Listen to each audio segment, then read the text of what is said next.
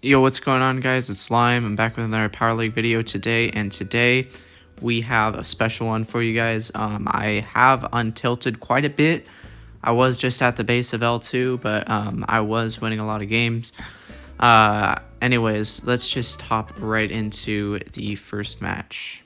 Alright, so starting off, we have the game against Eqwaak, and as you can see, it is the real Eqwaak, 71k. You can see his profile here. Alright, so heading into the first match here, this was Bridge Too Far in Heist, and I played Carl, which I thought would be like a pretty solid pick because I can push up and be aggressive, but I can also get a solid amount of damage, and I could, you know, use my flying hook to get across the water. But I am going to get a kill on the Mandy there, and Eqwaak does kill our 8-bit, and he's actually tapping my teammates up pretty hard. So good job to Eqwaak. I'm gonna... Okay, so I will admit that was a mistake. I should not have used my super. I did not think Eqwaak would be using the knockback for Piper. I thought he would be using curve, because usually Pipers like to use curve on this map unless there's like a tank or something. But I was not seeing that coming, so that's definitely my fault. But anyways, so I do push up to the Mandy here, and at this point I'm looking for some good damage. I'm gonna super the safe, I believe. Yes, I do. And Carl does so much damage during his super, it's actually crazy.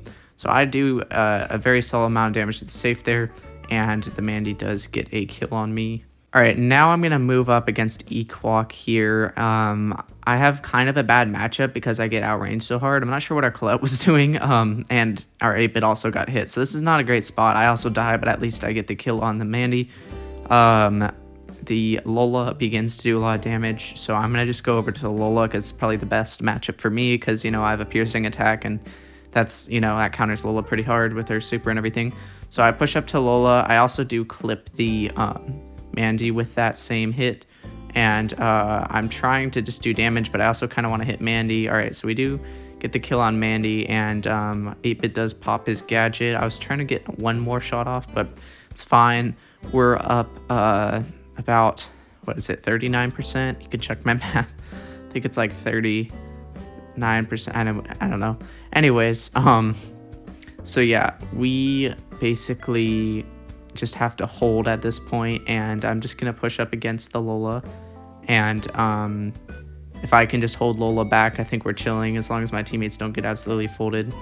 But yeah, so hopefully they can just hold the Mandy from somehow getting, you know, 19% that quickly, and I believe they do. And so yeah, that's gonna be the first game. Let's hop right into the next one. Into game number 2 here, I just wanted to do the same thing. I think the first match, it still could have gone a lot smoother, but I was happy with the result. You know, we did win. I am up against Lola again, which is, you know, the best matchup for me here, I'd say.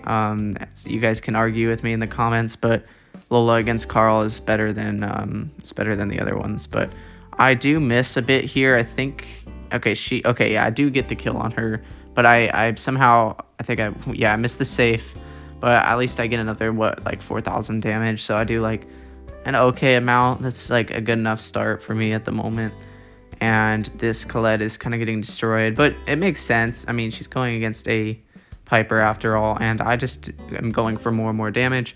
As you can see, I have done about 19% now. I'm not sure if my teammates did any of that. I think I did all of that. But still only 19%. And they've done 7%. So it's not that much of a difference. But as you can see, with that Mandy star power, even though it's a 20% speed, or like the bullet goes 20% faster, that's actually, it makes a massive difference. Like, it's actually crazy.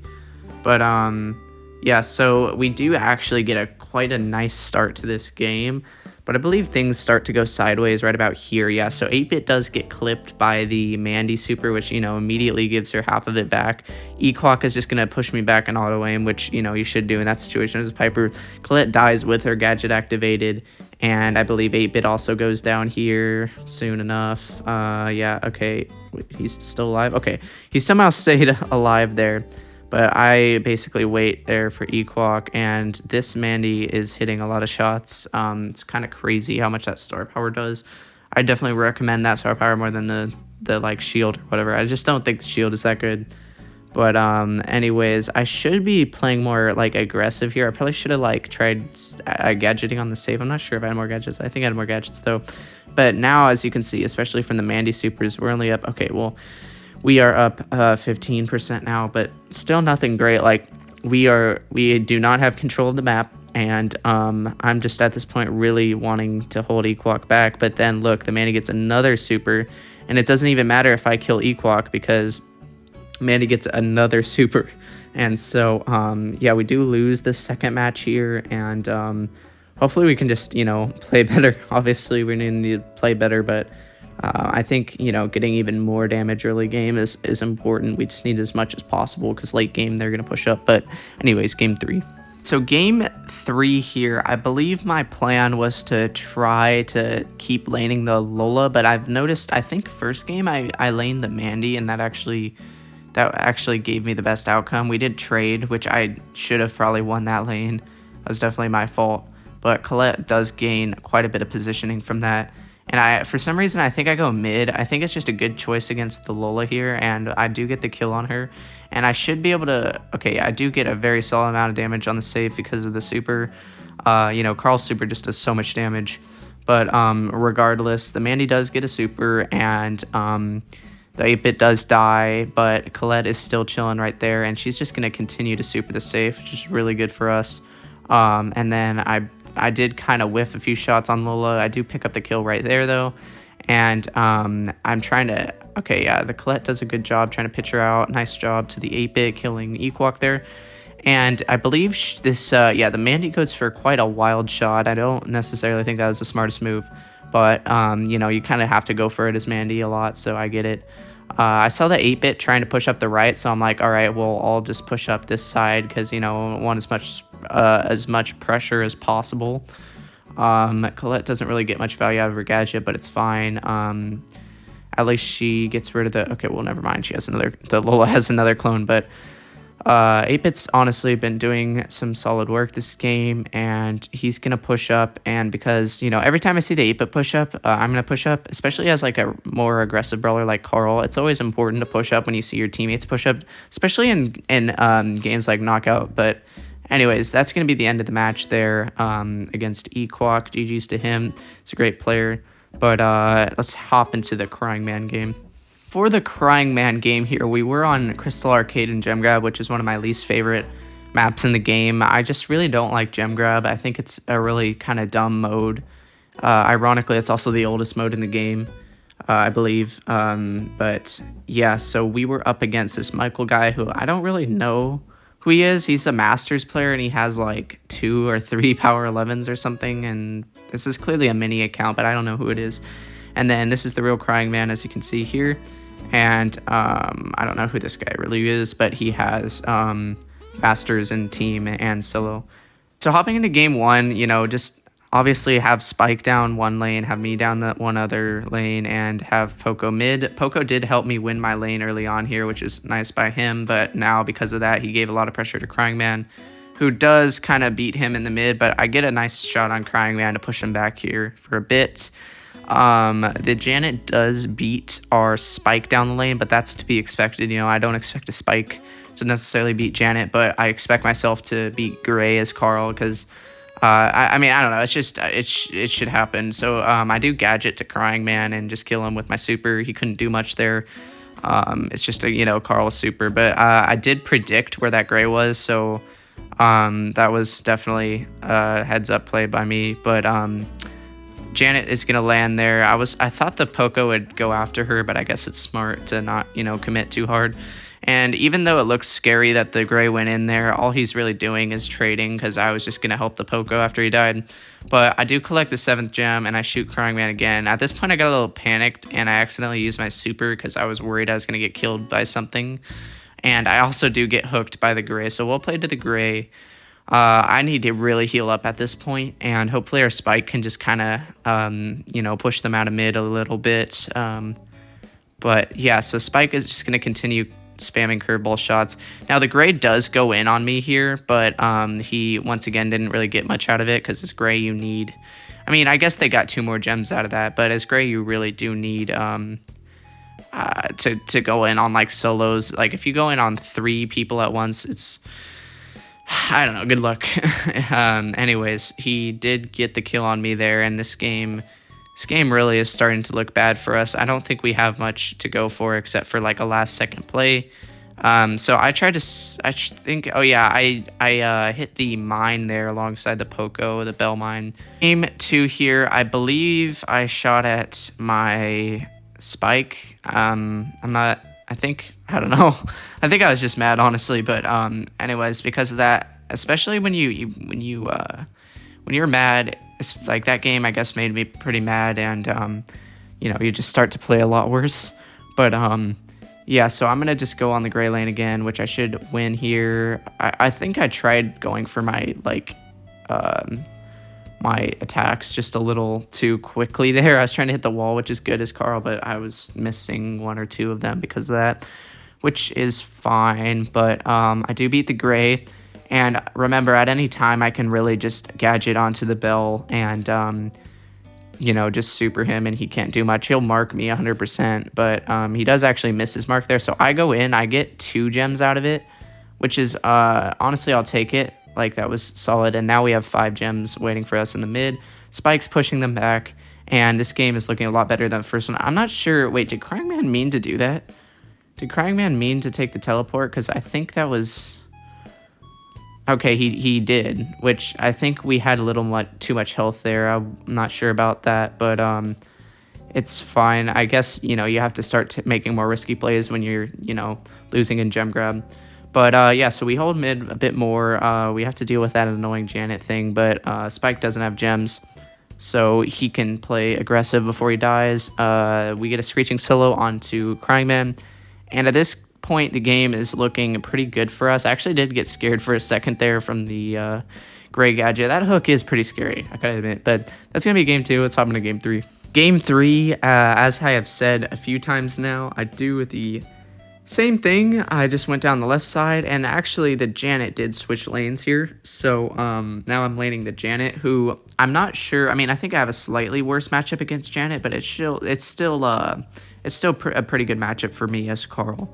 So, anyways, the Poco does get a nice kill or 2 there, and good job to the Poco. Because of that, we get like 4 free gems, but I had to pick up the gems as Carl, which is not ideal, because, Carl, you want to be aggressive and whatnot. Carl's kind of like, honestly, Carl's really OP. You could be aggressive with him, but he's also good for, like, control.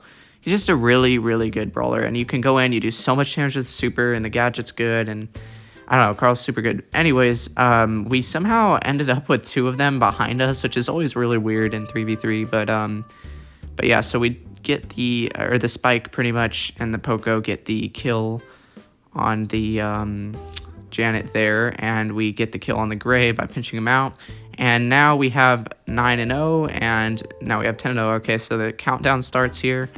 I believe the Janet... Okay, yeah, the Janet does play a little bit more aggressive, but I grab another gem, so we're good. The Janet's dead now, and at this point, we just gotta hold. I do gadget on Cryingman and super him just to get him out of the way, don't worry about him anymore. And that's pretty much game. They can't do much at this point. But yeah, GG's to Cryingman, another great player, and let's hop into the Tyrant game. So just like the Eqwaak game, the Tyrant game was also on bridge too far, but let's just hop right into the first game here. So we did get a pretty nice draft. I do love Colette and Heist, except for like pit stop and stuff, because that map's just, I mean, even if you counter the tanks on that map, the tanks still win a lot of time unless you're like Nita or something. But I'm going to lane Tyrant, who's on the Lola, and I'm on Colette. So I'm going to have to struggle a bit to win this lane because, Tyrant's a really good player, and he's on Lola, who I think in an open range or a long range map should beat Colette, so I have to be really careful. I don't want to feed their supers too much or anything, but I do get a nice hit there, and I do get my first super on the safe, and we already have 30%, so I honestly think 8-bit is a really good brawler in long range Heist, as long as you don't get countered. That's why if you have 8-bit and Colette on the same team, it's good, because, Colette does counter 8-bit quite a bit, and so 8-bit usually doesn't win into Colette unless it's, complete team diff or whatever is going on. But I walk up to Tyrant. I do die, but he is weak, and this Badger guy does get the kill on the who even was it again? Oh yeah, the Eve. And so I have to keep dealing with Tyrant. But the good thing is I'm not really letting him, even though I'm not really winning lane right now, I'm not really letting him get much damage or any damage. I mean, I think he got a little, but at this point, our teammates are doing a very good job. They do a ton of damage, and now I get to walk up and do a ton of damage because I killed Tyrant. And but anyways, I'm just gonna wait for Tyrant to walk up again, and I believe I go for one more super. I think I get one more. Okay, yeah, I do get one more from Tyrant there, and especially because of the damage gear, because I think without it, it's 3,000. But with the damage gear, it's 3,450 or whatever 2 times, so that was enough to finish off the save. Let's hop into game 2. So game 2, once again, trying to do the same thing, but as you'll see, this game was pretty sloppy. Did not go nearly as well as the first game. I immediately kind of do worse against Tyrant because I don't even think I make it up to the grass here at the start like I think I did last game. I do get 2 hits on him, so he does have to kind of chill for a little bit. Brock also does get a nice lane win almost instantly there. So this was honestly, I think, even a better start for like my teammates, but not for me at the start of this game. Our Brock is kind of popping off. But yeah, we immediately get that 31%. So I thought it was looking pretty good, but I don't know what I was doing with that super. That's a terrible super with Colette, and Tyrant does have his Lola pets, and I'm just getting destroyed pretty much. Once he gets that pet, it's really difficult for me. This was actually a pretty smart play by this Kumachi guy, or whatever. He does pop his 8-bit gadget to melt the Lola ego or whatever before... even with her, like, you know, shield gadget on it activated. So I decided to switch lanes to the Meg because the, like, when the Meg is in her tank form, you know, she's like a tank, and because of that, I can get a lot of value from Colette, and I can counter her quite a bit. But I honestly blame this game mostly on myself. I was just playing really poorly this game. But, yeah, I kind of just got destroyed. I think I mainly just got outranged. And so yeah, we immediately just start falling apart at this point. You know, Tyrant just gets a lot of damage. I have full mid control. I'm trying to push back Meg, but I'm playing poorly this game. I'm missing a lot of shots. And I do hit 1 there, but still not really good enough. And, you know, it's still winnable, but with this sort of loss of control, it's a lot more difficult, and we do get the kill on Eve, but that's a trade. Or, I mean, not we, but like the 8-bit. So, yeah, we. But, anyways, we do kill Meg, but then I wasn't really seeing the Eve coming, and the Eve just kind of killed me. I don't know. Eve killed me. And, you know, this game's kind of a lost cause because Meg gets another mech, and I would have to push up and kill this Meg and then do more damage, and this 8-bit would have to win his lane. And he would have to get, like, gadget the safe. It was just a really tricky circumstance, and, you know, I think this one was just over by the time, like, a minute or so ago. I mean, we do get one more super on the safe, so it's at, like, a 25% difference. So game 3 here, we were a bit mad because that game 2 just really was frustrating near the end. But I was like, you know what? Why don't I lane the Meg? Because if I lane the Meg, then...